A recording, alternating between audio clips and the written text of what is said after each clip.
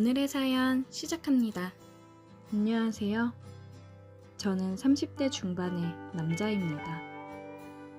역시나 남녀 사이에는 진정한 우정이란 없다는 걸 깨달은 이야기를 해볼까 합니다. 이제 와서 돌이켜보면 정말 후회되는 선택 중 하나이기도 합니다. 시간을 되돌릴 수 있다면 되돌리고 싶네요. 제게는 20살 무렵부터 친하게 지낸 누나가 있었어요. 누나는 저보다 2살이 많았습니다. 얼굴도 이쁘고 나름 좋은 대학에 디자인 전공을 하고 있었어요. 집안도 좋아서 강남에 살고 있었고 당시 어린 나이에 외제차를 타고 다닐 정도로 씀씀이도 크고 뭐라든 멋있었습니다. 저를 비롯한 후배들에게도 항상 잘해주고 밥도 술도 잘 사주는 뭐래도 멋진 그런 누나였어요. 성격도 좋고 얼굴도 예뻐서 당연히 인기가 엄청나게 많았고 그 중에서 저도 그 누나를 마음에 품고 있던 사람 중 한 명입니다. 하지만 매번 저보다 훨씬 잘난 사람을 만나고 있었고 저같이 가진 것 없고 외모도 평범한 놈이 그 누나와 만나는 일은 상상하기 힘들었어요.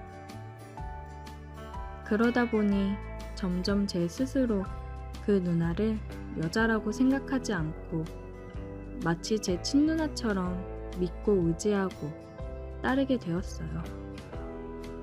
제가 너무 스스럼 없이 따르니까 누나도 저를 동생으로 인식하고 주변에 들이대는 다른 사람들보다 저를 편하게 생각하고 잘해주었어요. 일주일에 한두 번은 매주 만났던 것 같고 자기가 아끼는 후배라면서 저랑 같은 나이의 여자애를 소개시켜줬던 적도 있습니다. 그렇게 잘 지내다가 제가 21살에 군대를 가면서 연락이 뜸해지게 되었고 군대 갔다가 돌아오니 누나가 유학을 가면서 서로 멀어지게 되었습니다. 저는 저대로 학교 복학하고 열심히 사느라 제 기억 속에서 누나가 거의 잊혀지게 되었고 누나도 당시에 애인도 아닌 그냥 동생일 뿐이었던 저와는 연락하지 않고 살게 되었어요. 그 당시에 지금처럼 해외에 있는 사람과 연락을 쉽게 할 수 있는 시절도 아니었고 비싼 돈 내고 국제전화 할 만큼의 사이는 아니었습니다. 그렇게 서로 자기 인생 살면서 3년의 시간이 흐르고 저는 대학 졸업하고 막 취직해서 회사 생활을 하던 중이었어요. 그런데 오랜만에 대학 동창이 제게 연락해서 그 누나가 유학 마치고 한국으로 돌아온다고 하더라고요. 누나가 돌아온다고 해서 정말 반가운 마음이 앞섰지만 저는 지방에서 회사 다니고 있었고 그때 만나던 여자친구도 있었기 때문에 굳이 시간 내서 서울까지 올라가 누나를 만나는 일은 없었습니다.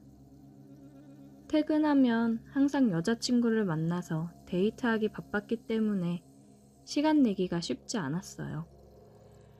그래서 그냥 서로 전화 한 통화하고 그동안의 안부를 묻고 나중에 시간 나면 만나기로 하고 말았습니다. 그때까지만 해도 제 머릿속에는 누나라는 생각이지 여자라는 생각은 전혀 들지 않았던 시절입니다. 그러다 갑자기 어느 날 여자친구가 자기 친구들끼리 여행을 간다고 해서 주말에 할 일이 없어졌고 대학 친구들이 모인다고 해서 모처럼 저도 서울에 올라가서 친구들을 만났습니다. 당시에 친하게 지내던 많은 선후배들이 모이는 자리였는데 그 누나도 그 자리에 오는 줄은 전혀 모르고 있었어요. 서로 연락도 잘 안 하고 있었기 때문에 잊고 살고 있었거든요. 그런데 정말 우연하게도 20명 정도가 모인 그 술자리에서 누나와 제가 서로 옆자리에 앉게 되었고 같이 술을 마시면서 정말 오랜만에 옛날에 즐거웠던 시절을 이야기하며 서로 추억에 잠겼습니다. 어색했던 것도 잠시 오랜만에 옛날로 돌아간 것 마냥 좋더라고요. 그렇게 2차, 3차 계속 자리를 옮겨 다니며 술을 계속 마셨는데 누나와 저는 딱 붙어 다니면서 계속 옆자리에 앉았습니다. 이상하게 정말 술이 문제인 것 같아요. 예전에도 제가 누나를 잠깐 좋아했던 적이 있었지만 그렇게까지 마음속 깊이 사랑한 적은 없었는데 술이 취하니까 누나가 너무 예뻐 보이고 과거에 이루지 못한 사랑이라도 만난 것처럼 애가 타고 옛날이 그리워지더라고요. 그런데 더 큰 문제는 그런 생각을 나만 한 것이 아니었던 겁니다. 누나도 저를 그저 동생으로만 생각하고 남자로서 대한 적이 한 번도 없었는데 오랜만에 만나서 술을 진탕 마시니까 마치 저와 서로 사랑이라도 했던 것처럼 서로 애틋한 감정이 그 자리에서 생기더라고요. 그랬으면 안 되는데 그 술자리에서 자꾸 눈이 마주치고 이야기를 나누면서 작은 터치를 서로 하고 있으니까 마음속에서 잊어버리고 있던 감정이 서서히 깨어나기 시작했습니다. 3차 술자리가 끝날 때쯤엔 저도 그렇고 누나도 그렇고 누구랄 것도 없이 서로 몸이 달아 있었어요. 저도 회사 생활을 하면서 몸도 가꾸고 예전과는 다른 느낌이었고 누나도 유학을 다녀와서 그런지 예전보다 훨씬 더 세련되어지고 매력적으로 느껴지고 있었거든요. 다른 사람들이 다들 택시를 타고 집에 돌아갈 때까지 저희 둘이 끝까지 남아서 사람들을 챙겼습니다. 겉으로는 사람들을 챙긴다지만 우리 둘의 속마음은 똑같았어요. 빨리 다들 보내고 둘만 남아야겠다. 말은 안 해도 마음이 통하고 있었습니다. 그렇게 마지막 한 사람까지 보내고 서울 밤거리에 우리 둘만 덩그러니 남았어요. 막상 이 순간을 기다려왔지만 둘만 남으니 어색하긴 하더라고요. 어떻게 어디서부터 시작해야 하나 고민하고 있을 때 누나가 먼저 제게 말을 걸었어요. 너 오늘 잘 곳은 있어? 저는 당연히 지방에서 올라왔기 때문에 그 새벽에 갈 곳이 없었고 그냥 주변에 숙박업소를 찾아서 잘 생각이라고 했더니 누나는 어떻게 그런 데서 잠을 자냐고 일단 자기 집으로 가자더라고요. 역시 나이와 경험에서 오는 연륜은 무시할 게 못 되는 것 같았어요. 택시를 잡아 타고 그녀의 집으로 향했고 이유는 잘 모르겠지만 택시 안에서 우리 둘은 아무런 말이 없었습니다. 별다른 대화 없이 그녀의 집에 도착했고 그녀의 뒤를 따라 집으로 올라갔어요. 그녀의 집은 새로 지은 듯한 깔끔한 오피스텔이었고 깨끗하고 좋더라고요. 하지만 방도 하나였고 침대도 여자 혼자 사는 집이라 그런지 조금 작았어요. 저는 누나한테 이불을 주면 바닥에서 자겠다고 얘기했는데 누나는 혼자 살다 보니 여분의 이불이 없다고 하더라고요. 여름이면 그냥 이불 없이 바닥에서 잤을 텐데 아무래도 겨울이다 보니 난방을 틀긴 했어도 따뜻한 느낌이 들진 않더라고요. 그래도 슬기은에 후끈거리니 바닥에서 자야겠다고 생각했고 누나한테도 괜찮다고 그냥 바닥에서 자도 된다고 얘기를 했습니다. 누나가 이불도 없이 딱딱하고 춥다고 고집 부리지 말고 올라와서 같이 누우라고 해서 못 이기는 척 올라가 누웠습니다.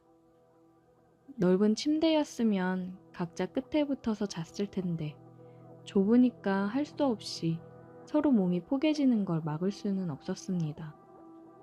그러다 보니 서로의 심장이 뛰는 소리가 너무 크게 다 들리더라고요. 심장 소리를 들으니 더 심장이 빨리 뛰었고 어느새 우리는 입을 맞추고 있었습니다.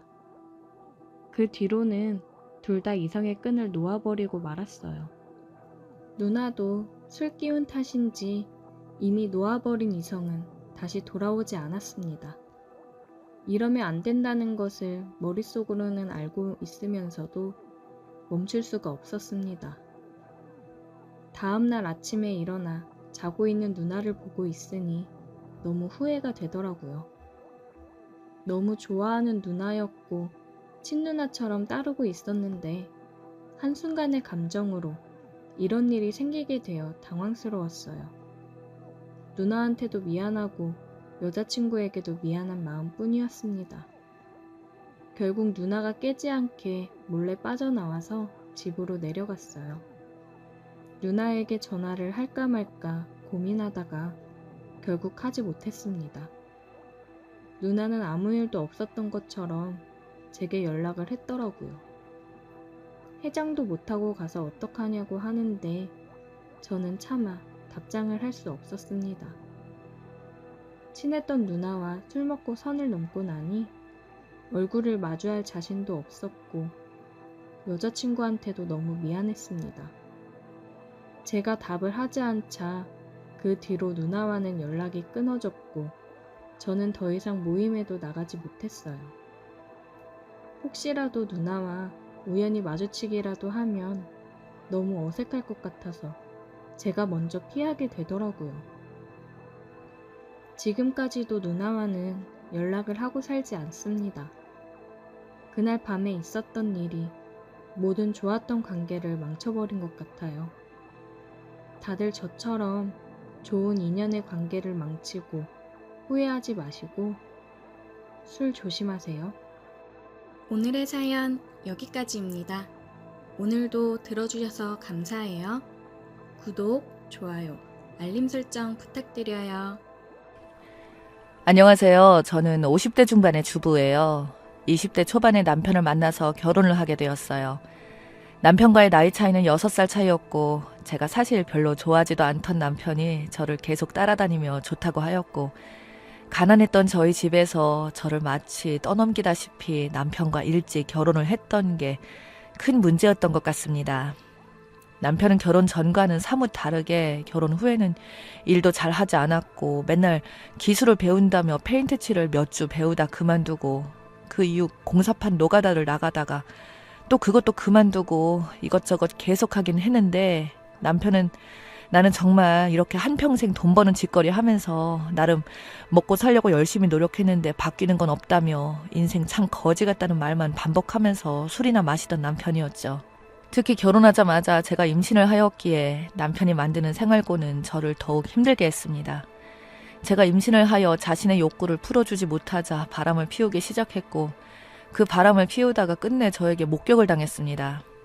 저는 정말 미치도록 치밀어 오르는 분노가 솟구쳤으나 제 뱃속의 소중한 아이 때문에 꾹 참고 남편에게 몇 번이나 사정을 했어요.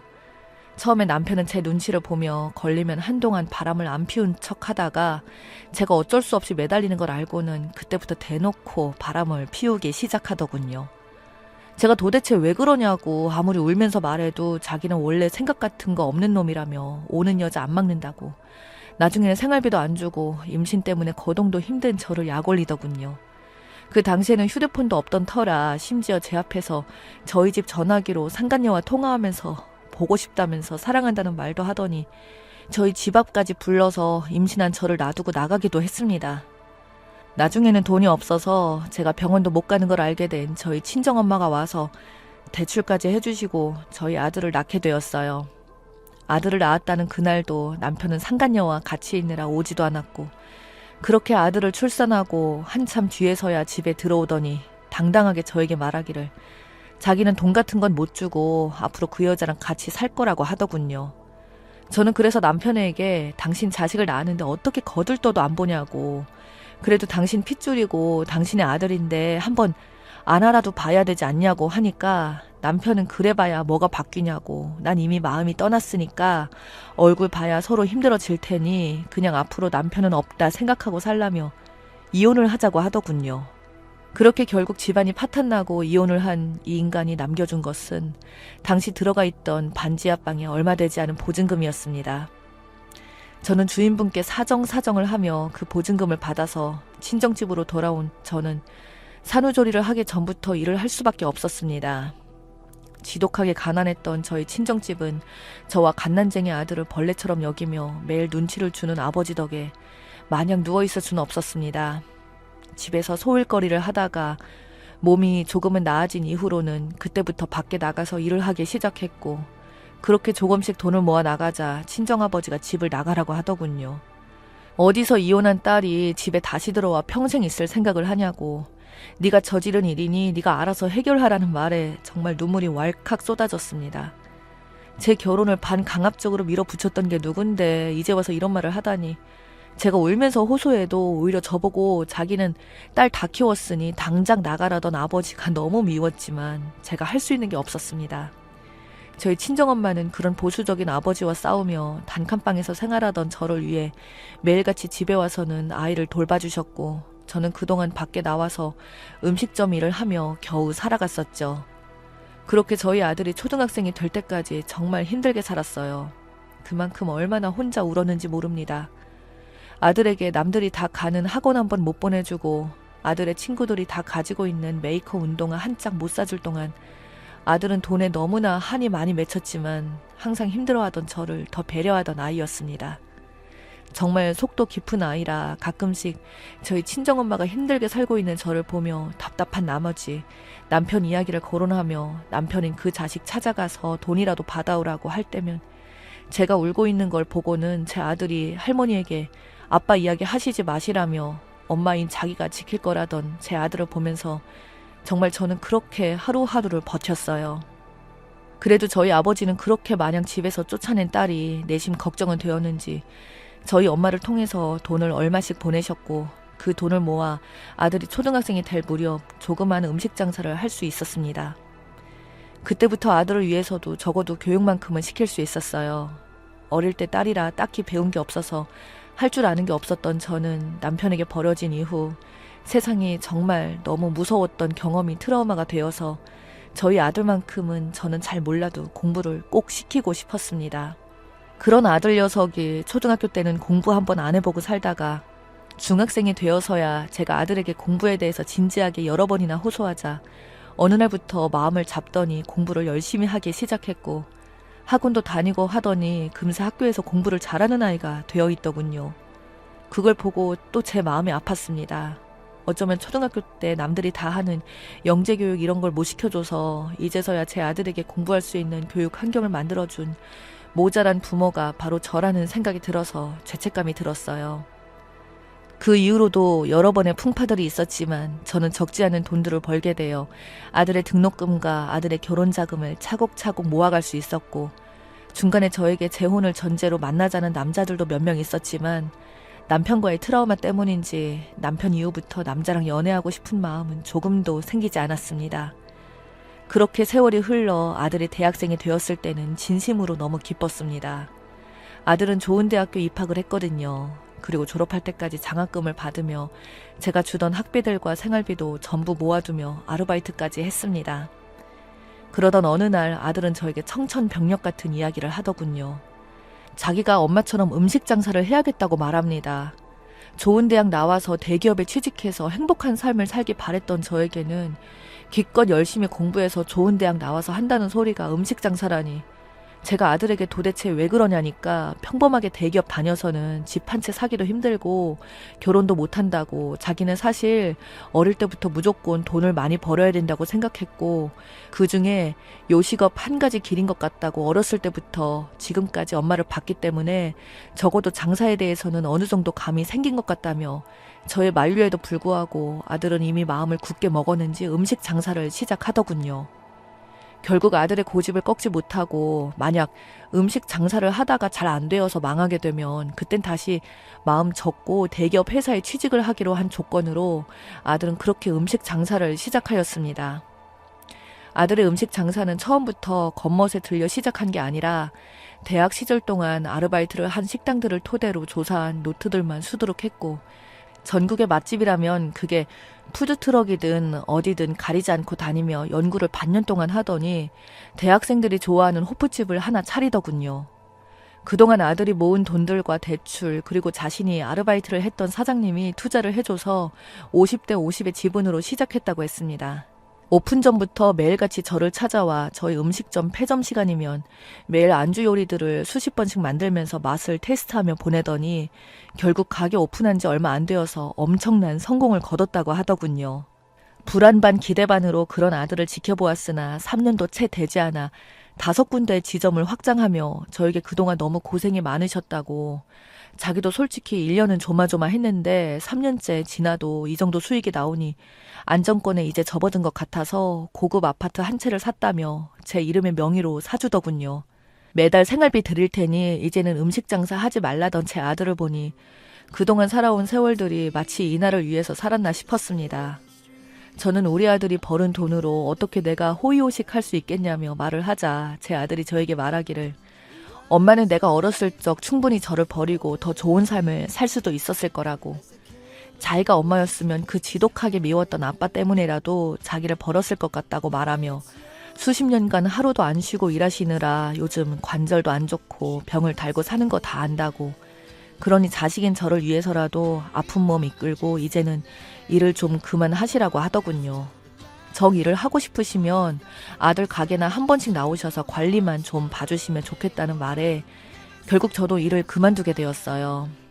그 뒤로 아들의 일은 단기간 반짝하고 끝난 게 아니라 정말 날이 갈수록 잘 되어갔습니다. 나중에는 호프뿐만이 아니라 커피숍도 오픈하면서 저로서는 상상하기 힘든 돈들을 모으기 시작했죠. 아들도 그때는 이제 연애도 하며 곧 결혼을 할 무렵에 사건이 생기게 되었습니다. 어느 날 저희 집에 아파트 하수관이 막혀서 수리공을 불렀는데 그 수리공 얼굴을 보자마자 저는 얼어버릴 수밖에 없었습니다. 30년이 넘게 지나도 그 얼굴은 한눈에 알아보겠더군요. 노동과 피로에 찌들어 매일 술만 달고 살던 그 얼굴, 바로 전남편이었습니다. 전남편도 처음에는 저를 못 알아보다가 제가 멍하니 얼굴을 쳐다보고 있자 저인 걸 깨달았는지 눈이 휘둥그레지면서 깜짝 놀라더군요. 그러면서 저에게 반말로 희죽이면서 말했습니다. 좋은 남자 만났나 보네. 라고요. 자기한테 울며불며 매달리더니 인생 참 좋아 보인다며 자기는 이렇게 너무 힘든데 너는 사모님 소리 들으며 살아서 좋겠다고 아들은 어디다가 버렸냐고 말을 하더군요. 저는 그 답변에 아무 말도 안 하고 있자 자기 혼자 이 말 저 말 하더니 나중에는 저희 집을 자기 마음대로 돌아다니더군요. 제가 경찰 부르기 전에 당장 집에서 나가라고 말했더니 급기야 안방까지 들어가서 아들 사진을 보더니 멍하니 있더군요. 그러면서 사진에 있는 남자를 가리키며 혹시 자기 아들 아니냐며 말하길래 저는 계속 아무 말도 안 하고 있자 집을 갑자기 나가더니 주말에 아들이 있을 때 전 남편이 저희 집을 다시 찾아왔습니다.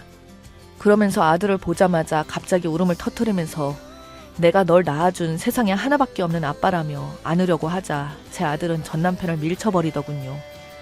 아들은 전 남편에게 미치셨냐고 저는 아빠가 없는데 무슨 아빠냐고 도대체 뭐하는 짓이냐고 하니까 자기가 진짜 친아빠라고 그동안 자기가 안 보고 싶었냐며 눈물을 계속 쥐어 짜내자 아들은 그냥 말도 안 섞고 경찰에 바로 연락하여 자택에 이상한 사람이 침입했다고 불러서 쫓아냈습니다. 전 남편이 경찰들에게 붙들려 나가면서도 자기 아들과 아내라고 소리치는 전 남편을 보니 어이가 없더군요. 아들에게 사실 배관 수리공을 불렀는데 저 사람이 올 줄 몰랐다고 그 이후에 우리 사진을 보더니 저렇게 또 찾아온 거라고 말을 하자 아들은 저에게 엄마 앞으로 저런 인간은 절대로 상대조차 하지 말라고 다시 또 나타나면 그냥 말도 섞지 말고 경찰에 바로 신고하라고 신신당부를 하더군요. 그 이후로도 몇 번이나 전 남편은 나타났고 아들의 말대로 저는 바로 경찰에 신고를 했고 결국 그 인간은 접근 금지 명령까지 받았습니다. 그 이후로는 저희 아파트 우편함에다가 하루가 멀다 하고 손편지로 자기가 잘못했고 저와 아들이 얼마나 보고 싶었다는 등의 글들로 도배하다시피 한 편지들을 보니 참 기도 안 차더군요. 아들과 제가 만약 성공하지 않았다면 이렇게까지 보려고 했을지 생각하니 기가 차고 어이가 없어 하자 아들은 전 남편을 갑자기 불러들였고 남편은 아들에게 너무 보고 싶었다며 이제 자기의 진심을 받아주는 거냐며 김칫국을 잔뜩 먹고 설레발을 치자 제 아들은 전 남편에게 말했습니다. 아저씨가 말하는 그런 혈육 관계로 부른 게 아니라 그동안 엄마가 못 받은 20년간의 양육비를 전부 다 받기 위해서 불렀다고. 당신이 만약 지급을 하지 않으면 양육비 소송을 하겠다고 말하자 전 남편의 울먹거리는 눈빛이 확 변하더군요. 그러면서 말하기를 그렇게 잘 살면서 그거 몇 푼이나 된다고 그 돈을 받고자 하냐며 아들에게 소리 지르는 남편에게 아들은 엄마의 수십 년 인생이 그 몇 푼 때문에 희생되었다고 당신은 당신 혼자 잘 처먹고 바람 피우고 살아오는 동안 엄마가 나를 위해서 희생한 시간들 당신 말대로 돈으로 몇 푼 안 될 수도 있지만 우리 엄마한테는 그 몇 푼이 엄마의 인생이었다고 반드시 받아낼 거라고 하자 순식간에 도망치듯이 사라진 전 남편이라는 인간에게 결국 양육비 소송을 진행하였고 조금은 감액되었지만 그 돈까지 다 받게 생겼어요. 저희한테 어떻게든 빌부터 돈 좀 받으려고 했던 그 인간은 오히려 저희한테 돈을 돌려주게 되자 자기는 돈이 없다며 울며불며 난리던데 참 인생이라는 게 결국 죄를 짓게 되면 어떻게든 돌고 돌아오는 것 같아요.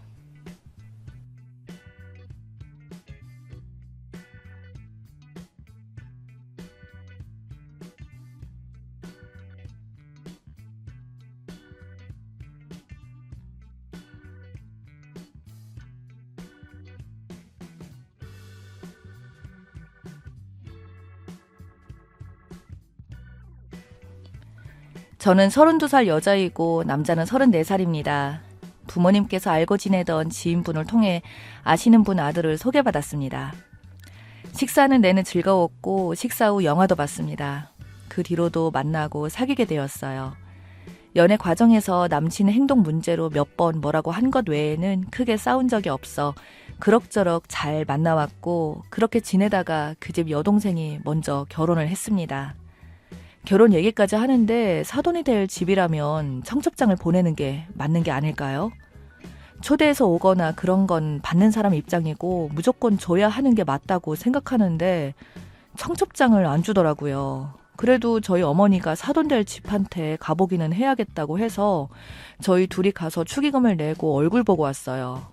게다가 시누이잖아요. 사돈 될 집에서 결혼식에 와줬으면 그 다음 날이라도 고맙다고 저희 부모님께 전화라도 해야 하는 게 맞지 않나요?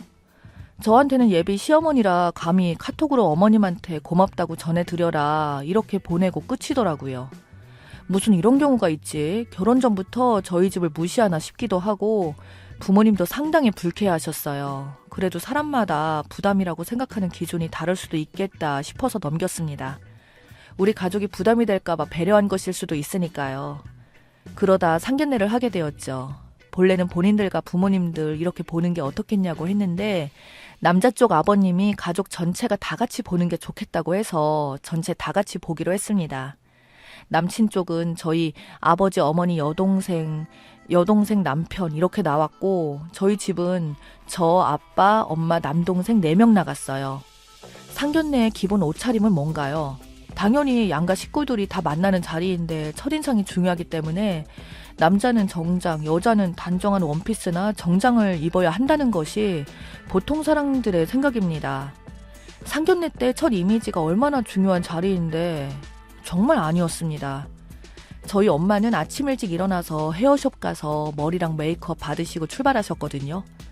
가족들 모두 정장을 입었습니다. 그런데 남자친구 쪽은 약속 시간도 20분이나 늦으면서 아버지는 야상 자켓에 어머니는 머리도 안 말고 화장도 안 하고 가디건을 입고 오셨고 여동생이라는 분의 남편이라는 사람은 흰색 라운지 티에 회색 가디건 커플룩으로 입고 왔습니다. 저희 가족은 그 자리에서 표정이 굳었는데 그런 줄도 모르고 그냥 편하게 얘기하더라고요.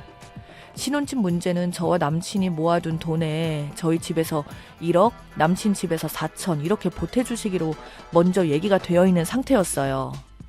예전에는 더 잘 살았는데 지금이 사정이 좀 어렵다면서요. 그래서 저희 엄마 아빠가 딸내미 더 이뻐해달라고 이해하셨고 그런 돈 문제는 더 이상 예민한 이야기니 꺼내지 않는 상태였습니다. 원래는 상견례 자리에서 말을 아껴야 하고 할 이야기는 적당히 해야죠. 그런데 예비 시어머니 되는 분이 자꾸 저희 엄마한테 예물은 어떤 것을 원하고 무엇을 원하냐고 노골적으로 3번을 물어보더라고요. 원한다고 이야기하면 다 해줄 건가요? 기분이 나쁜 상태에서 상견례가 끝났어요. 제가 부모님한테 잘 얘기해서 잘 풀었지만 저 역시 좀 그렇기는 하더라고요. 그런데 그 집은 그런 기본적인 것들을 몰랐어요. 상견례 후에 제가 남친에게 물었습니다. 어머니와 동생 부부는 그렇게 입고 상견례 자리에 나오냐고, 아버님이 선택해서 입은 거냐고 물었더니 그 전날 비싸게 주고 산 거라 잘 어울려서 입고 나간 거라고요. 이게 뭐지? 라는 생각이 들었습니다. 그때 남자친구가 사람 하나는 괜찮다고 생각했기에 어찌저찌 결혼 날짜를 정했고 그에 맞게 예식장이며 신혼여행 스드메 전부 준비하고 있었어요. 한 번 터진 양가 어머님들 한복을 고르러 가는 날이었는데 한복집에 친하지 않은 관계인 사돈끼리 같이 가면 별로 좋지 않다는 말을 들어서 얼굴 한번 보신 분들인데 얼마나 친하겠습니까? 그래서 따로 모시고 갈 예정이었어요. 예비 시어머님이 이상한 고집을 부리기 시작하는데 한복을 꼭 우리 친정 엄마랑 같이 대여하시겠다고 하는 거예요. 그래서 저희가 너무 튀지만 않으면 굳이 맞추지 않아도 된다고 설명을 드렸어요. 그래도 계속 같이 가야 한다고 하셔서 시간을 맞춰서 한복집을 예약하고 만났습니다. 한복을 고르고 있는데 갑자기 사돈, 내가 딸 시집 보낼 때 분홍 치마를 못 입어봤는데 우리 아예 똑같이 흰 저고리에 분홍 치마 입는 것이 어때요? 하면서 신부 측 한복을 고르는 거예요. 모두 다 당황해서 멍 때리고 있는데 눈치챈 한복집 사장님이 그렇게 하시면 아무리 신랑 측 신부 측 나눠져 있다고 해도 하객들이 헷갈리세요 하면서 말렸는데 괜찮대요.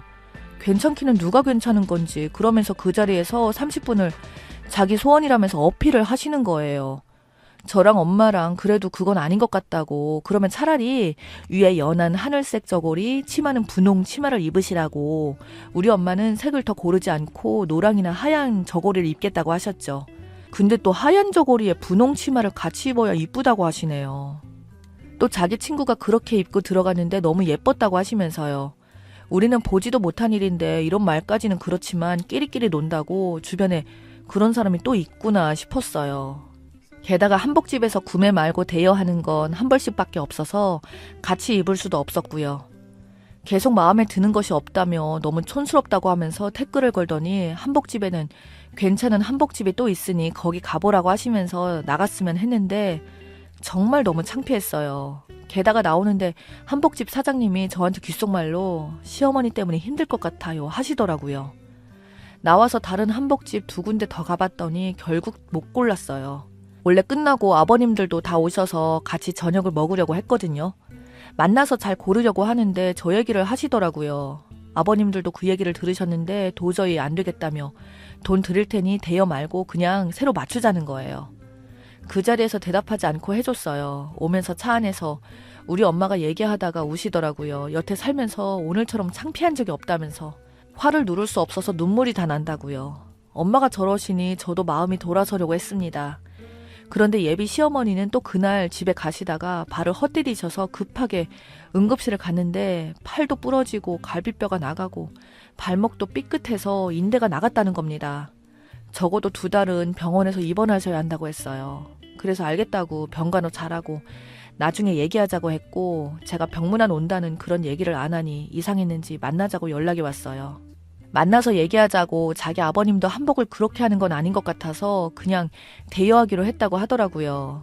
정말 너무 미안하고 자기가 면목이 없다고 그렇게 얘기를 하길래 이 사람이 무슨 죄인가 안타까운 생각이 들어서 한복 사건은 그렇게 마무리됐어요. 그러다 예물 예단을 하면서 정말 결정적인 사건이 터졌습니다. 우리 부모님은 딸내미 시집 보낸다고 남부럽지 않게 해서 보내려고 예단비 안 보내고 시댁 부모님께 양쪽 시외 할머니 댁에 입을 좋은 것을 보내셨어요. 근데 예단비라고 하면 200만 원 돌아왔더라고요. 저희 엄마는 그 형편에 결혼 준비하려고 하다 보면 여건이 안 되는 경우도 생기니 이해하자고 하셨습니다. 근데 예물은 14K로 된 한 세트가 있는 거예요. 저는 시댁에는 더 좋은 걸로 해줬거든요. 근데 이게 맞나 어떻게 부모님께 말씀을 드려야 하나 하고 있는데 그 다음날 예비 시어머니가 회사에 있는 저를 불러내시더라고요. 줄 것이 있다며 내미시는데 시집간 사람들만 받는다는 그 이름도 유명한 샤넬백이었어요. 압구정 현대백화점 매장에서 800만 원이고 어렵게 구한 한정판 모델이라고 몇 번을 말씀하시는데 생색을 내더라고요. 우리도 며느리에게 이 정도는 해줄 수 있다고요. 나중에 꼭 들어보고 나오라고 하더라고요. 명품백에 대해 1시간을 그 얘기를 하셨어요. 네네 알겠어요. 감사합니다를 몇 번 이야기했는지 모르겠습니다. 저는 명품백에는 관심이 없었어요. 뭐든 나한테 맞고 예쁘면 되는 거 아닐까요? 그래도 저를 이렇게 챙겨주시니 좋았는데 똑같은 생색을 2시간이나 듣고 있으려니 좀 지겹기는 했어요. 그냥 받지 말까 생각이 들 정도로요. 집에 들고 가서 엄마 아빠에게 14K 세트랑 샤넬백을 자랑하고 물론 백을 나름 살펴봤어요. 파우치도 고급지게 되어 있었고 디자인이 정말 이쁘기는 이쁘더라고요. 근데 샤넬 로고를 자세히 보니 기스가 있는 것이 보이는 게 아니겠어요? 명품백은 보수를 잘하겠죠. 그 기스가 너무 눈에 띄었어요. 비싼 가방인데 이래서는 좀 들기가 그랬어요. 시어머니가 말한 백화점 매장으로 갔고 매장 직원에게 가방을 보여주며 기스가 난 로고 부분을 설명했어요. 직원이 이 정도 스크래치면 교환이나 환불이 가능하다고 하셔서 잠시 기다려달라고 하더라고요. 한정판으로 나온 모델이라 교환은 어려울 수 있다는 친절한 설명과 함께요. 한정판이 맞나 보다 하고 기다리고 있었습니다. 잠시 뒤 직원분이 나오더니 고객님 어디에서 선물 받으신 건가요? 하고 묻더군요.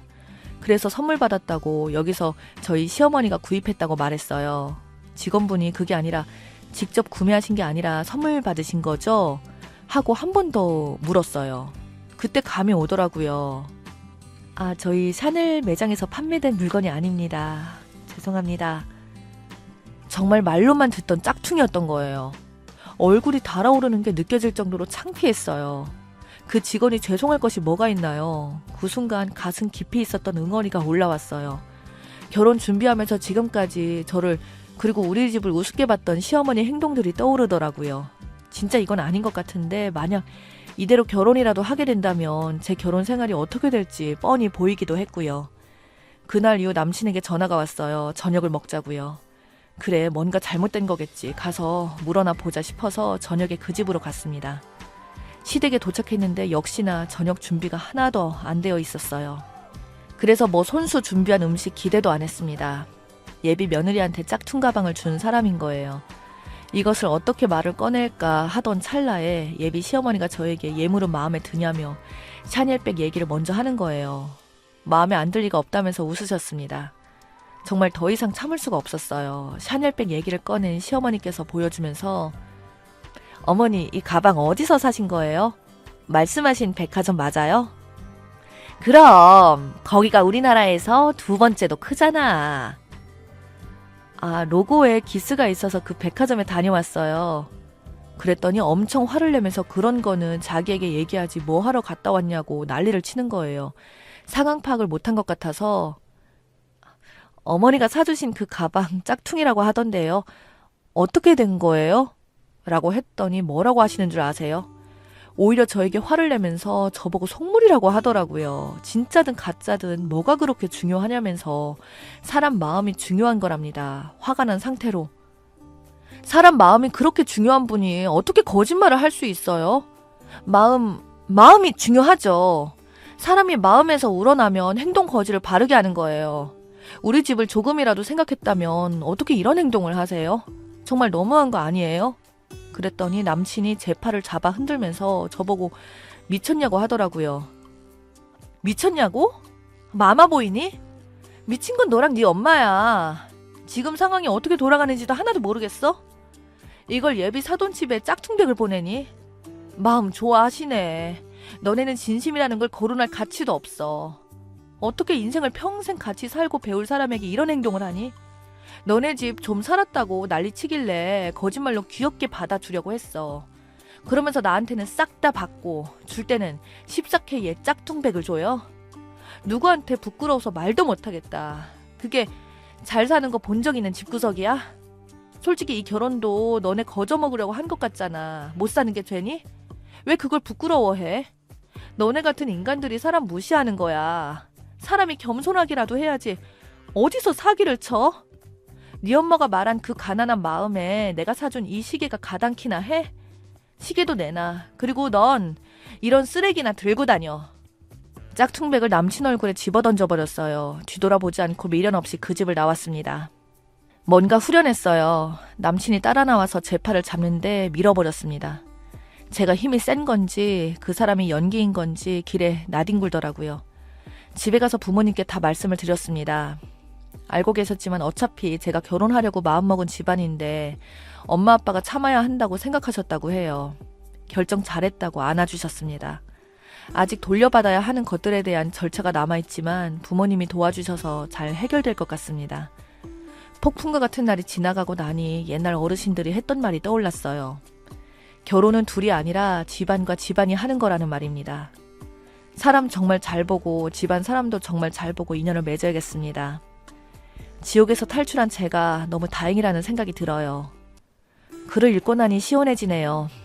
긴 글 읽어주셔서 감사해요.